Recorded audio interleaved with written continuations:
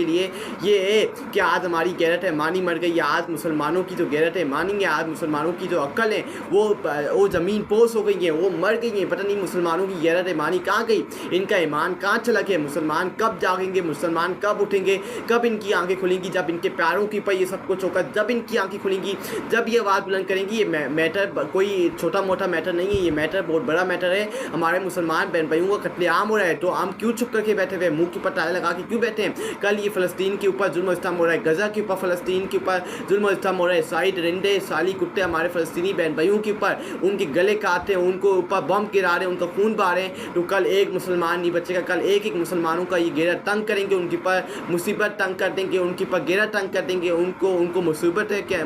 کے اندر ڈالیں گے، ان کے اوپر ظلم و زبر کریں گے۔ پھر آپ کے لیے آواز بلند کرنے والا کوئی بھی نہیں ہوگا۔ یہ میری بات آپ لکھ کے لے لیں، 100% بات ایک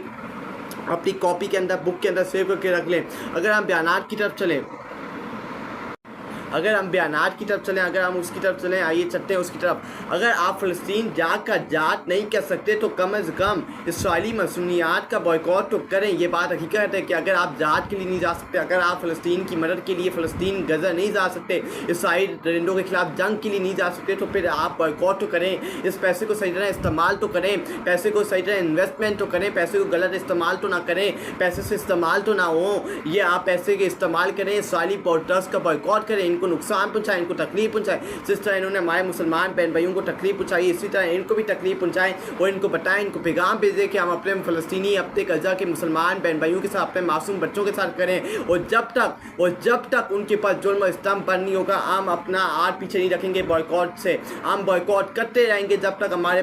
معصوم بچوں کا خون بند نہیں ہوگا، ہمارے معصوم ماں بہنوں کا، ہمارے معصوم بھائیوں کا، ہمارے معصوم نوجوانوں کا، ہمارے معصوم بچوں کا خون بند نہیں ہوگا، ان کے اوپر بم گرانا بند نہیں ہوں گے، ان کی زندگی آرام کرنا، ان کے اوپر مصیبت گرانا بند نہیں ہوگی، ان کو آرام سکون سے رہنے نہیں دو گے جب تک ہم بائیکاٹ کریں گے اور تمہارا غیرت تنگ کر کے رکھیں گے اور تمہارے پروڈکٹس کا ہم استعمال نہیں کریں گے۔ جب ان کے پاس یہ پیغام جائے گا، جب ان کو پیغام جائے گا کہ آپ پروڈکٹس کا بائیکاٹ ہو رہا ہے، تو فلسطین کے اندر جنگ بھی رکے گی اور یہ پیچھے دو قدم پیچھے ہٹیں گے،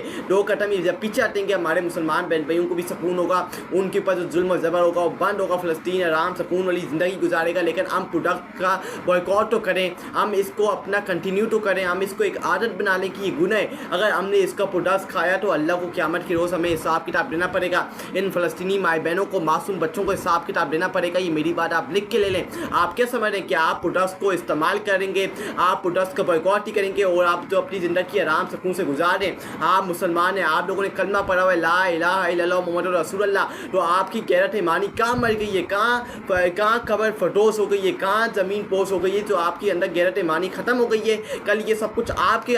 ساتھ بھی ہو سکتا ہے، اپنے گریبانوں میں جان کے دیکھیں، کل یہ سب کچھ آپ کے ساتھ بھی ہو سکتا ہے، کل یہ سب کچھ آپ کے اوپر بھی مشکل ٹائم آ سکتا ہے۔ تو جب آپ لوگوں سے مطالبہ کریں گے کہ ہمارے لیے آواز بلند کرو، جب تو لوگ آپ کے لیے آواز بلند نہیں کریں گے تو پھر آپ کو تکلیف ہوگی، اسی طرح فلسطینیوں کو تکلیف ہو رہی ہے، ان کو بم گرانے سے تکلیف نہیں ہے، ان کو مسلم امہ کی جو 1 بلین آبادی ہے، 1 بلین سو مسلمان ہیں، ان کی غیرت کے اوپر، ایمانی کے اوپر سوال کھڑے ہو رہے ہیں کہ یہ کس طرح چھپ کر کے بیٹھے ہوئے ہیں، ان کے گھروں کے اندر مائیں بہنیں نہیں ہیں، ان کے گھروں کے اندر بچے نہیں ہیں، معصوم بچے نہیں ہیں جن سے یہ پیار کرتے ہیں۔ کل ان کے اوپر بھی یہ مصیبت آ سکتی ہے، کل ان کے اوپر بھی یہ جو ٹائم ہے، یہ مشکل ٹائم ہے، آ سکتا ہے۔ تو کل یہ جب آواز بلند کریں گے کہ ہماری آواز بلند کرو، ہم مشکل کے اندر ہماری مدد کرو، ٹھیک ہے، پکاریں گے، تو پھر جب آپ کے لیے کوئی مصیبت کے لیے، کوئی آپ کے لیے مدد کے لیے نہیں آئے گا، تو پھر کل آپ کے ساتھ یہ ہوگا اور کل آپ پچھتائیں گے کہ آج ہم نے آواز کیوں نہیں بلند کی، آج ہم کھڑے کیوں نہیں ہوئے تھے اپنے فلسطینی غزہ کے بھائیوں کے ساتھ۔ اس کے بعد اگر ہم آگے پڑھیں، اس کے بعد اگر ہم آگے دیکھیں، غزہ کے حالات دیکھ کر ایک بات تو سمجھ آ گئی ہے،